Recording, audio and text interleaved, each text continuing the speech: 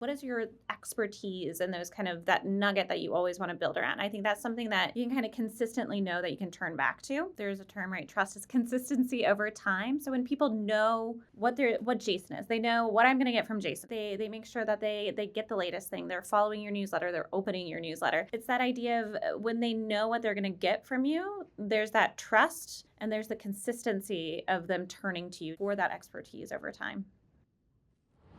Running a business means solving problems. I tell you how the smartest entrepreneurs do it.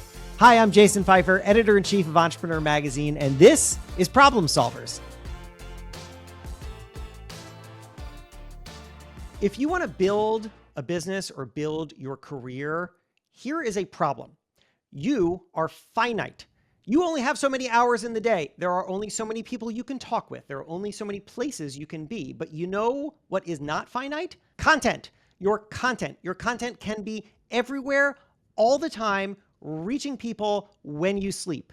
Content is scalable in a way that you are not. And that is the reason to build a personal brand. But the question is, how do you do it? I have been posting every day on LinkedIn for years, and building a personal brand on LinkedIn has been transformative for my work, my career. And now people ask me all the time, how are you doing it? How are you building that personal brand on LinkedIn?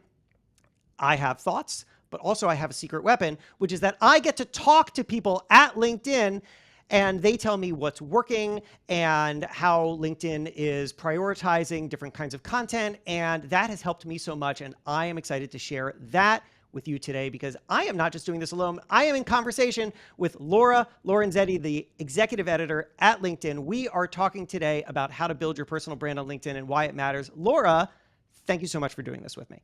It is a delight to be here. It's one of a topic that is close to my heart. Awesome. Me too. All right. So here's what we're going to talk about on this video. We're going to talk about how to define that personal brand of yours, how to find things to say, which I think always worries people, and then also how to reach the right people, which really means understanding LinkedIn and the algorithm and the structure that we're operating in. And then fun at the end, we're going to talk about some of the major myths and questions that people have about personal brand building on LinkedIn. So, Laura, you ready? Let's do it. All right. So number one is how to define, well, wait, actually, let me back up. We should talk about, Laura, before we even get into that, why this matters. Like I said it a little bit, that content is scalable in a way that you're not, but business is ever changing, ever shifting.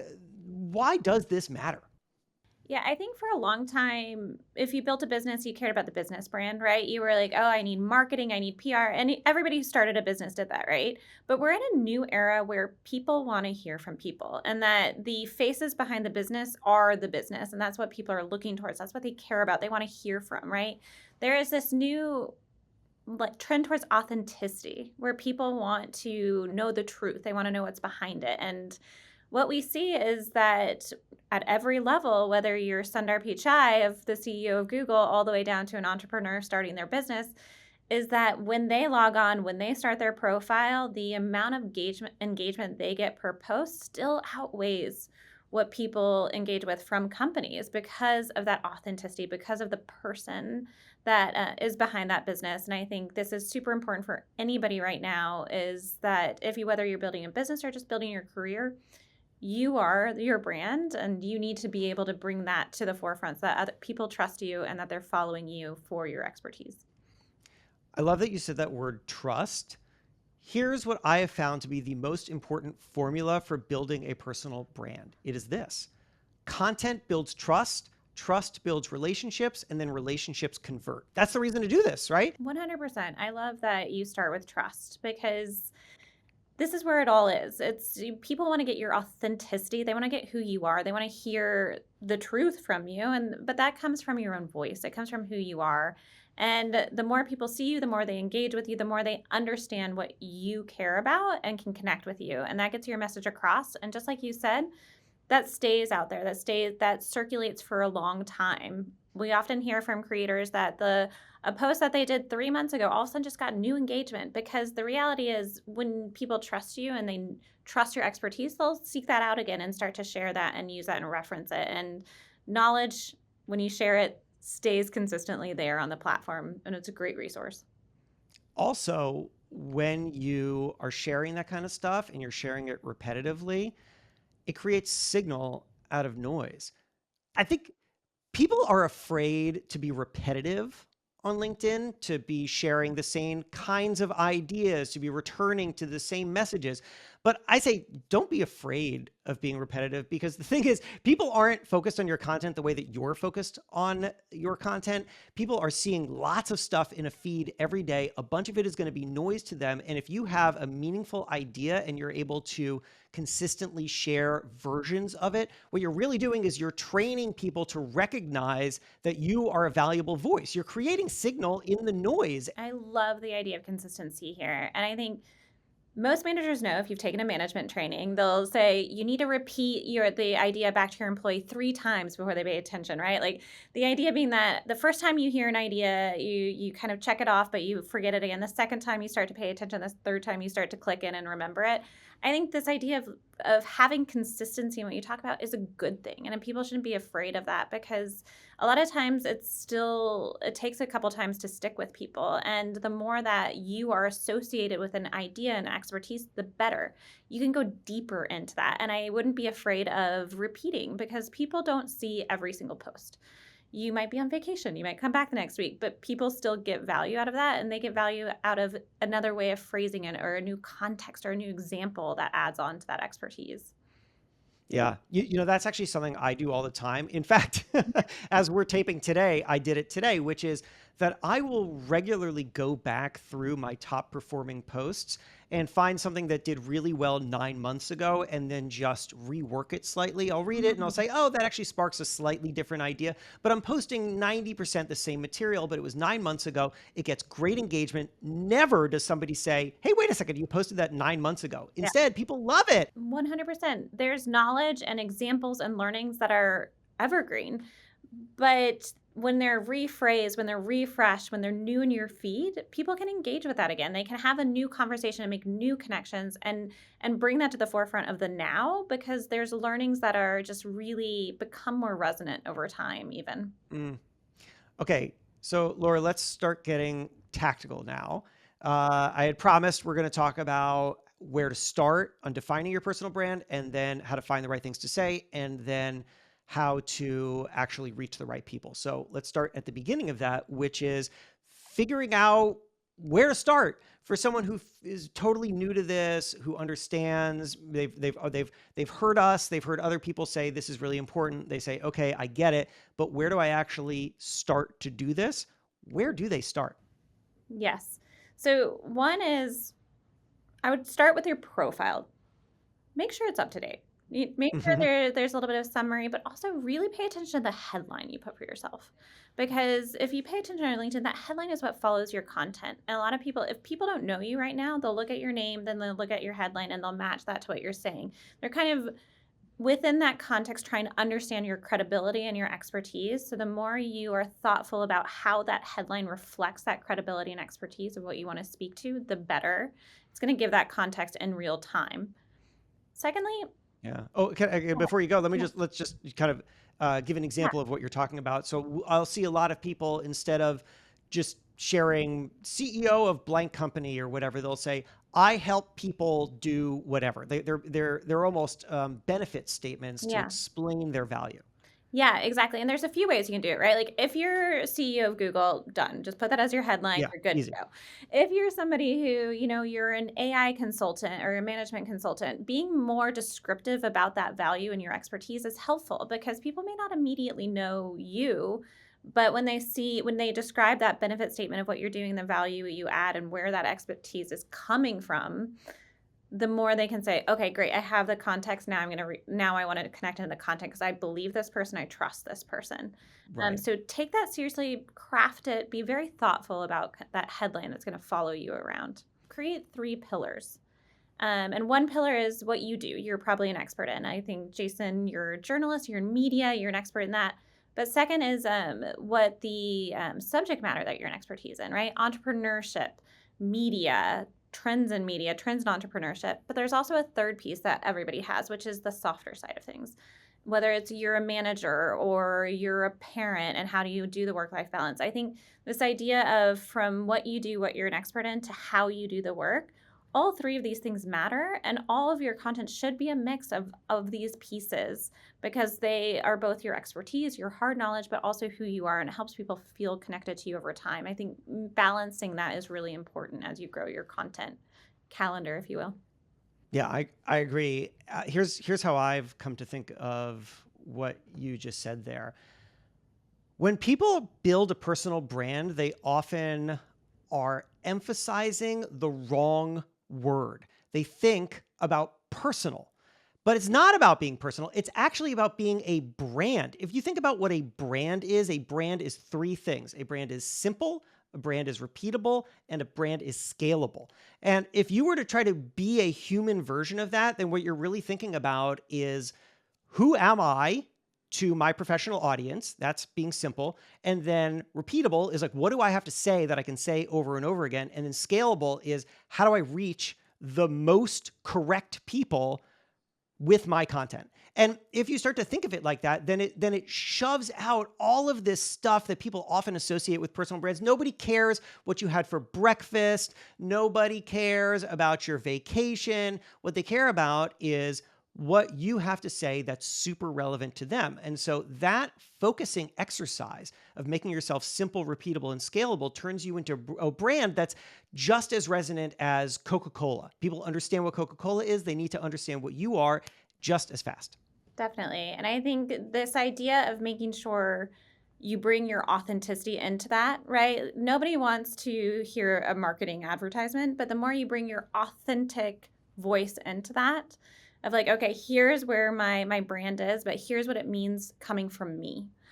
And how that sounds different, how that how you share it is different than what you would from a company page, right? You're bringing yourself into that brand, and I think that's where you really hit that sweet spot. Value is not in virality, and I think Mhm. people sometimes just want the likes because it does feel good. There's a little bit of an an ego Yeah, it feels push great. to it, but the reality is, and what I talk about a lot on LinkedIn, is that pay attention to the who. Like, who do you really care about? Because you might not care about the third 300 likes. You probably only care about those 100 or 10 or 20, because if you reach the right people, that's transformative for your business. And that's why a lot of creators are here, right?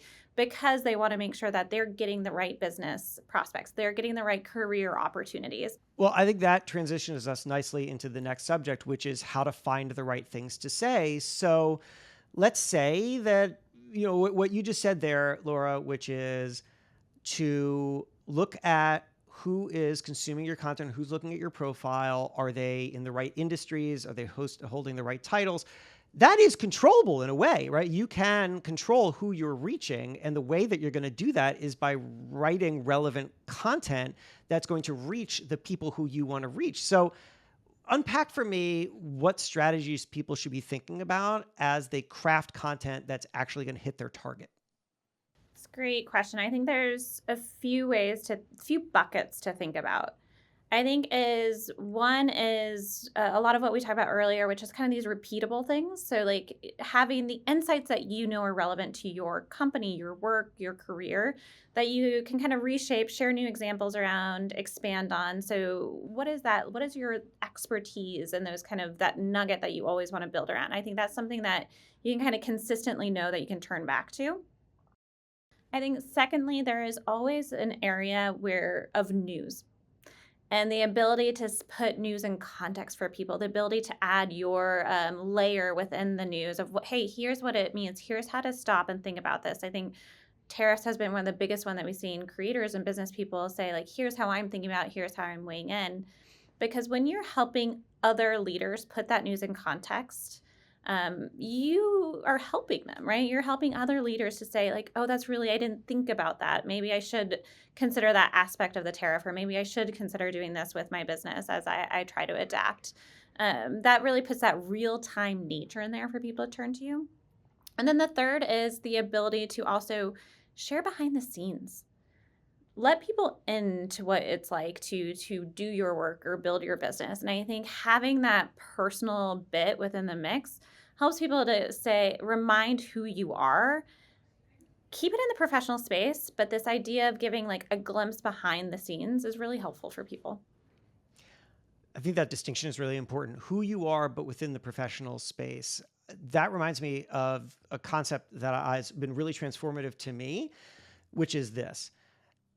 If you're worried about how to present yourself on social media, then don't put yourself on social media. Instead, create a 5% character of yourself and put that on social media instead.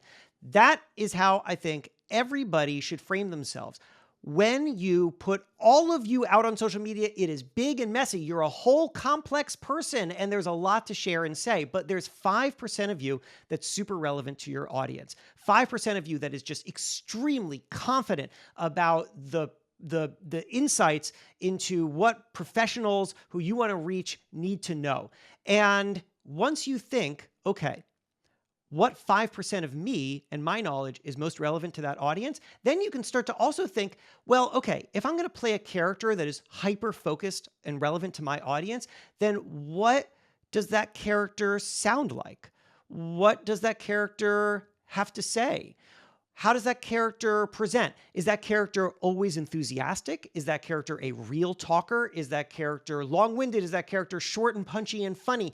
I have spent a long time thinking about how I present as a version of myself that isn't all of me, but is the relevant part of me that an audience of professionals can connect to and rely upon. And once I figured that out for myself, I realized how scalable it was, because that 5% character is now the person who also shows up on videos like this one, or the 5% character is also the one who shows up on stage when I give keynotes.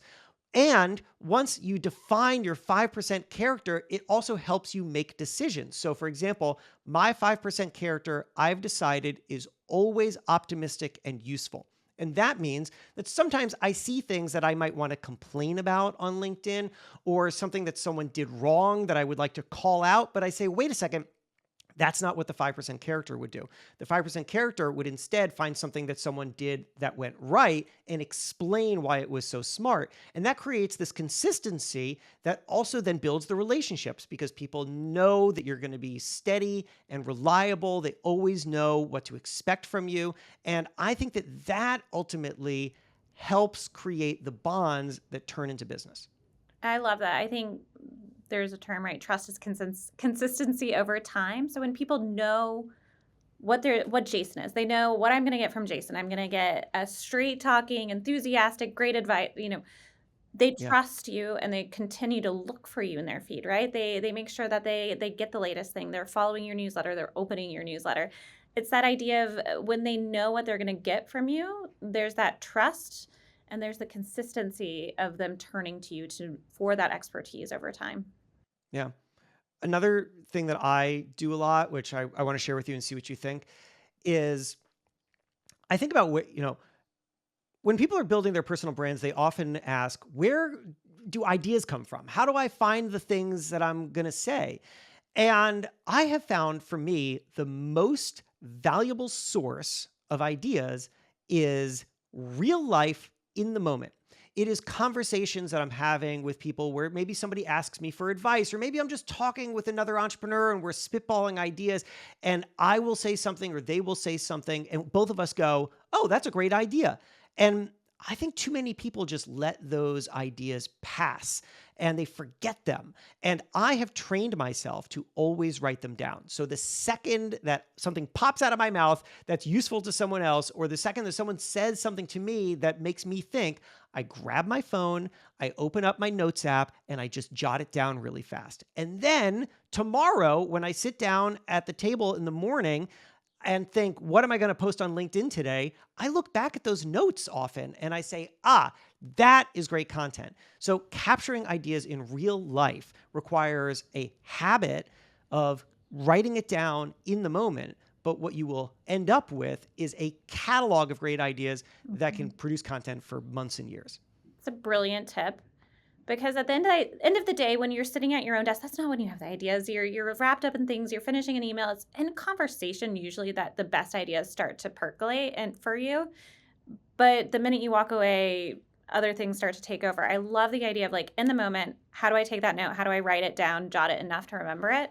I sometimes do that too, even in you can do draft posts in LinkedIn. You can just like, I'll just write a sentence in a draft and kind of plug it away there and come back to it. And it's there for me if I need it. But I Right. think that's really smart. I also think don't be afraid to see what other people in your industry and niche are talking about. You can also respond. You can also build on ideas. And I think this idea of everyone's starting a conversation and it's great when communities come in and continue to build on that conversation, and we shouldn't be afraid of that. Reference it, give that person credit, build on that idea, add your examples, because this is all communities that are sharing their knowledge and sharing their ideas together. Laura, everyone wants to know, what does the LinkedIn algorithm actually preference?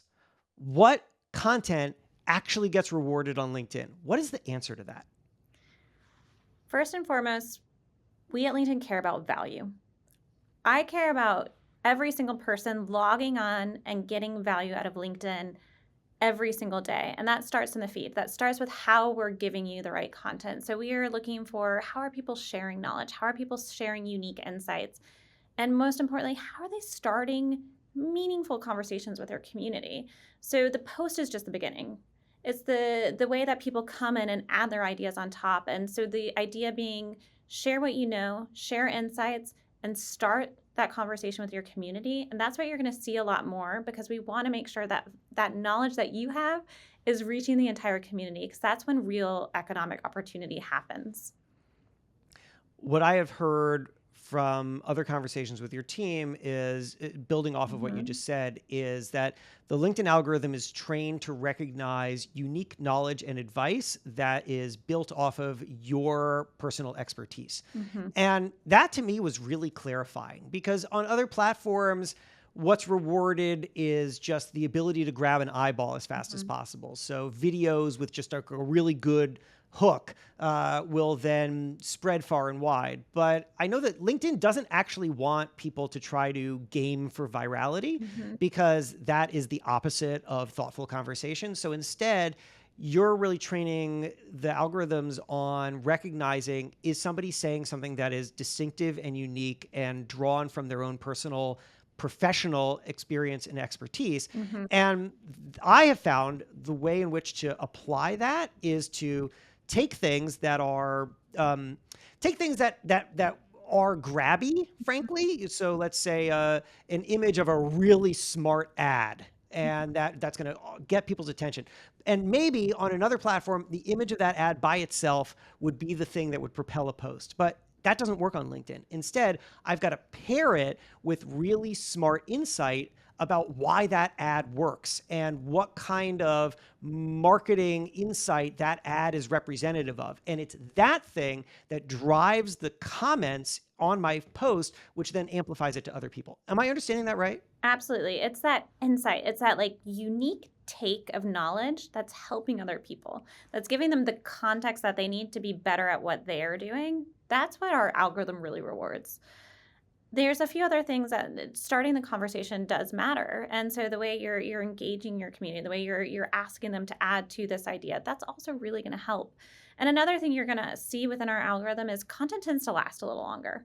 You'll see your likes and your comments continue over several days versus other platforms. You'll usually peak and fade pretty quickly, and that's intentional, because if there's really good knowledge, that will continue to spread and add value to people over time. Yeah, I noticed that a lot, actually. Maybe you can break this down for me. I just posted something last week, for example, and by the end of the day, I'd say maybe it had 50,000 impressions. And I thought, well, I guess that one did okay. Yeah. But then the next day, it got up to 100. And now it's at about 400 to 500,000 impressions. And so what I'm seeing is a building of audience over time. Mhm. So is this what we should normally be thinking about and expecting? And is there a way to, I don't want to say game for that, but is there a way to be thinking about what content is going to have that long tail? It's a good question. There's no secret sauce here. Sometimes you will get that burst pretty quickly, and then it will continue to then grow kind of slowly over time. Sometimes it'll be a small climb. I've seen both happen. There's no secret to the algorithm in this. It's really about the content, and it's really about the community engaging with it. So when you share great knowledge, it can be a slow burn where people add to it, people reshare it, and that grows over time. It could also be a situation where you're sharing a really great timely insight and it goes, like hotcakes, and it kind of speeds off. Both are great. Neither are better than another, but this idea, it all comes back to the knowledge. It all comes back to the value of what you're putting there. And over time, you're going to see that that pays off and continues to kind of grow your content. So here's a hot take on how to build the perfect LinkedIn post. I want to know what you think about it. This is the system that I have put together. To build an amazing LinkedIn post that's going to grab a lot of attention, you need to build a attention funnel for each post. And that means that you have to think about 3 things in a particular order. And here they are. The first is just how to grab attention, which can be an arresting image. Maybe that's of you, or maybe that's of something that you're writing about, but it's got to grab people's attention fast. Then you have to signal who this post is for. So in the first few words that you write, you have to be acknowledging in some way your audience by sharing something that's going to say, this is for marketers, this is for people who are interested in retail, this is for whatever. The words that you're using immediately have to identify who you are targeting. And then the third thing that you have to do is that you have to signal the value that's to come. An example of this might be that I might write a post about a really smart advertisement that I saw. So the image is going to be that advertisement, and I'm going to put a little caption on top of it, which I just build in Canva. So now that is immediately grabbing someone's attention. Oh, that looks like an interesting ad, and it's about whatever. Then the next thing that I'm going to, then the hook that I'm going to write is going to start by saying, this ad got 15 million views on YouTube. Now, immediately that is signaling interest to people who are interested in marketing or social reach or something. And then the next part of what I'm going to write is, by following the #1 rule of marketing against a competitor or something like that. And now that's promising the value to come, saying, this is what I'm going to tell you. What do you think? I think that's it. I love how much you emphasize that hook, and you talk about the visual nature of the hook and the text nature of the hook, because that's what stops people. That stops the scroll, right? And you need something that we talk a little bit of, like, start your post in the middle, and not literally, but you know what I'm saying? Yeah. The hook is like, what's the most interesting part of your post? Put it at the top, stop people, and then explain that, right? Then get into the so what of it. And it's exactly what you said, like, hook the people, tell them what you're going to, the payoff here, and then get them into it. Because you need to stop the scroll, but then you need the payoff, right? Because that's what's going to get the, like, oh man, that was awesome. That was super smart. Let me like that. Let me share that. Let me comment on that. And I also highly recommend ask your community at the end, right? Actually invite them into the comments. And I think that can help to kind of hook them, deliver, and then bring that conversation piece around. Can you tell me about some of the trends that you're seeing right now, about what's performing really well, just in terms of either structure of post or kind of image? Yeah, so I think text and image is still just such a good pairing. I think it stands out. It stops people. Also, video. People really need to consider how they're sharing information in video. Video views are up 36% year over year. People are just really, really hungry to get context and information in the professional context on video. And I think what's so unique about LinkedIn in this context is it's 2 minutes well spent. It may not be as entertaining, but you're going to get really awesome value. I've been using it a lot for great news analysis. I follow some really interesting journalists and reporters, and the way that they're breaking down this professional news is awesome. I'm seeing it from entrepreneurs. I'm seeing it from people sharing leadership takes. It's just a really powerful medium where you can kind of do a little bit more of a sit back. I do it a lot when I'm commuting, but it's a really powerful part of your creation portfolio. Let's now move into myths and questions. Yeah. What are the things that people most are asking you? I'm going to tell you the first one that people ask me all the time, and I am excited to hear your answer, which is this. Can people include links in their post? The short answer is yes, obviously. Use links where they're relevant. The long answer is that there is a perception among people that, oh, are you trying to sell me something? What is that link? So there's a little bit of psychology in it, but in terms of the actual algorithm, there's not a problem. But you need to follow the post best practices that we talked about earlier. Hook them, get them in, get them to know what matters, deliver value. And if there's a link that goes deeper or, gives them more context, it's totally fine to add. But I think no matter what, you got to focus on the knowledge that you're leading into with that link. People worry that they can't include a link in a post because it will depress the reach, but actually, the real problem is that when people include links in posts, typically they're writing a post that is just trying to get people to click the link. Right. And that's not an interesting post. It doesn't share any kind of knowledge and advice. It doesn't drive any kind of comments. And therefore, of course, people are not going to engage with that post. And therefore, that post is not going to reach lots of people. But if you write great content that stands by itself in a post, and then you happen to throw a link in there, it is not going to impact the reach of that post at all. Is Correct. that right? That you explained it perfectly. Links in themselves, there's nothing wrong with it. Our algorithm is really focusing on the content and the value that's being shared in the post. And what we have found too from talking to creators is if you are writing great knowledge in that post, people are also more likely to be interested in, oh, what else can I get? What's more that I can get if I go to that link? But if there's not that context and there's not that trust that you're going to give me really meaningful knowledge, it's just not as likely that people are going to engage with the post and click the link. So it really comes back to the core tenets of creating really helpful knowledge-based content. Awesome. Okay, let's lightning round a few others here. People always ask, did LinkedIn just change the algorithm to make it harder to reach people? What's the answer? No. Mm, Short answer. It's all about knowledge and value. It gets back to what we talked about. It's really about how are you bringing your unique insights? How are you engaging the community? How are you starting those conversations? And that's what gets valued in the feed. What's the deal with LinkedIn's hashtags? Do I need them?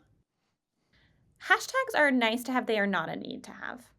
I think a lot of the algorithms now are super smart in how they're understanding the actual content of the post and able to match that with the ways of people are engaging with other content.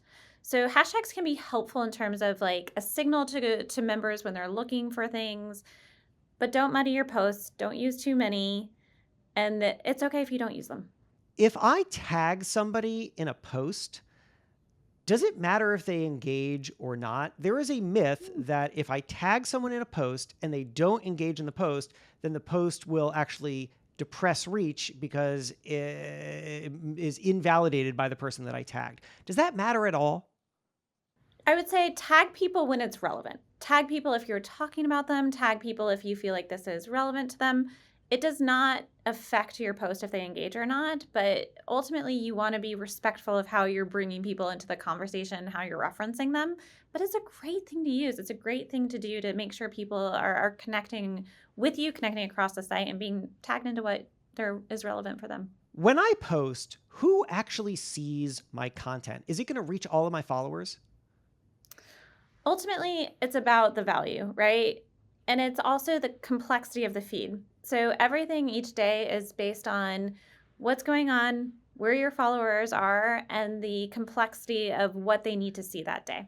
So the answer is your followers are likely to see it, but they may not necessarily see it based on when they log on and how they log on. Well, that makes me think of another one. Is there a perfect time to post on LinkedIn? You'll see the reports that on Tuesdays at 8:45 a.m. Eastern is the perfect time. Is there actually a perfect time?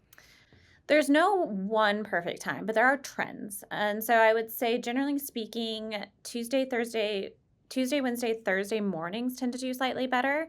I would say Friday afternoon is really not the time to do it. But a lot of these are anecdotal because, again, it depends on your own followers too, right? It depends on where your audience is when they're logging on. These are generalities, but it's really going to be specific to how you've built up your followers and your audience too.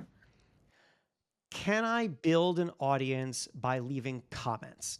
Do comments actually drive people back to me? Yes, I love that you asked this. I really encourage people who are afraid to start doing their own content. I tell them to just go start commenting, start doing meaty comments on other people's posts because it's such a powerful way to build up your own audience. And it's a powerful way to get seen by people who are outside of your community, right? When you leave a really smart additional context on somebody's idea, people see you, people who may not have known about you, and it's a really powerful mechanism to help community and to build up your own audience. Laura, let me just put it back to you now. Are there any major questions or myths that you hear all the time that we should clarify right now? Yes. Oh man. You really touched on a lot of them. I think everything's become so polished with AI content, and that people are starting to wonder, like, well, am I hearing you or am I just hearing regurgitated chat GPT? And Stephen Barlow is saying sometimes he adds typos into his posts purposefully because it's that human touch to say, I wrote this, I did this, that brings that trust element back. And I think that's so interesting that as we get into this world of generative AI becomes much more common, and people use it in good ways, people are also going to be looking for authentic voice and signals that they're getting your idea and not just an idea that they could have turned to chat GPT for. And I think that's going to become really important. And I think that's going to be true in posts, but it's going to be true in comments too, where the way that you comment, the way you engage with community is as holistically important in that context. That is super interesting. And also, Laura, brings us right back to the beginning of our conversation because you said, and you're right, people connect with people, not with brands. And also people connect with people, not with AI. And so in a ever more digitized world where AI can sound ever more human, the thing that's going to matter is our ability to put ourselves and our human selves out and build those human connections. And we'll find interesting new ways to do that. Right now, maybe it's inserting typos, but tomorrow it's something else. And it's ultimately all about making sure that you're constantly thinking about how do I put me, the real human, with my real human ideas and experiences out there, because that is the thing that's going to connect with people. And that's the thing that is unreplicatable in any other way. That's exactly it. And ultimately, that's what the algorithm and the community rewards. That's what makes it work. Well, Laura Lorenzetti, executive editor at LinkedIn, thank you so much for spending time with us today and for unpacking what goes into the perfect LinkedIn personal brand. So great to chat with you, Jason.